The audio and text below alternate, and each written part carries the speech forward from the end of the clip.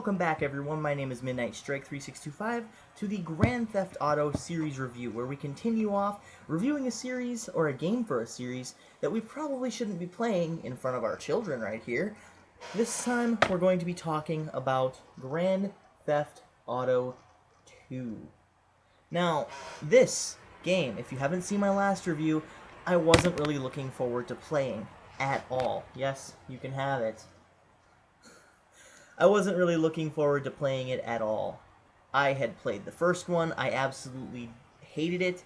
I got a little bit of hate in the dislike section for it, just 2 dislikes, and a lot of people didn't really like my opinion on it. So going into this one, I wasn't really that impressed so far. But boy, was I wrong. They pretty much changed the control scheme to fit more properly with the modern-day Grand Theft Autos that were not actually made yet. So I guess this is the first game where you actually have triangle to get in a vehicle and square to get out of one, or square to reverse and triangle to get out of one, I should say. And it pretty much puts the entire control scheme back into full force and makes it streamlined to the normal games. So with this addition, there's also a lot of other things that go along with it, such as the addition of gang members. There are 7 different gangs, and every single thing that you do, every single person you kill, affects your respect with one of the gangs. There are 8 gangs, including the policemen. Just kidding. Basically, if you kill normal, everyday citizens, you will get the cops on your, behind, on your tail. Little kids here. And instead of stars, still you get just the policemen's heads. And it's interesting to note that this is the only game that does not take place in Vice City, Liberty City, or San Andreas, as all of the other games take place in that. And of course, GTA 1, the London expansion pack, takes place in London in the 1960s. But this one right here, I've actually got to pick this up. Sydney dropped it.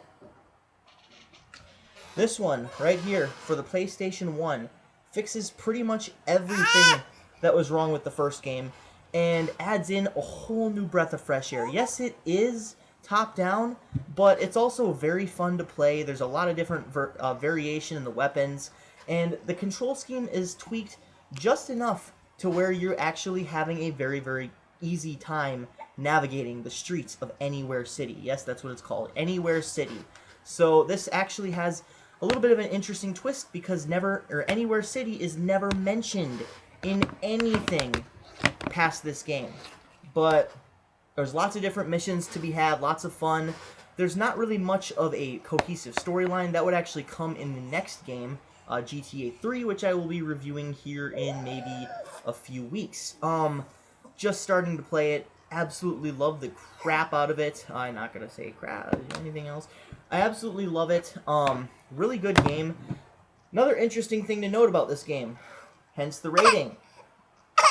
This is the only game to have a T rating in the mainstream Grand Theft Auto series. So there is that, but then, it doesn't really hold back. You don't really feel like it's holding back, because again, it is a sprite-based game, and it is an outlier in pretty much every sense of the word. I mean, it's got a T rating, it takes place in a city that is not in any of the other games, and it's got a lot of additions to it that wasn't seen in prior games. The London expansion pack in the first one. So overall, really good game. I would suggest it to for the fans only, as I said for the first one, just because it takes a while to get into, but it is a lot of fun. There's a lot of different things having to do with gang violence and earning the respect of one gang over another. You can't please everyone. That's pretty much what this game is saying. And there's lots of different parts of Anywhere City. It's pretty vast,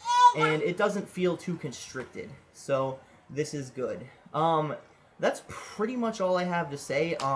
The camera, when it used to zoom out in the first game, it used to zoom out so far you barely knew where you were going.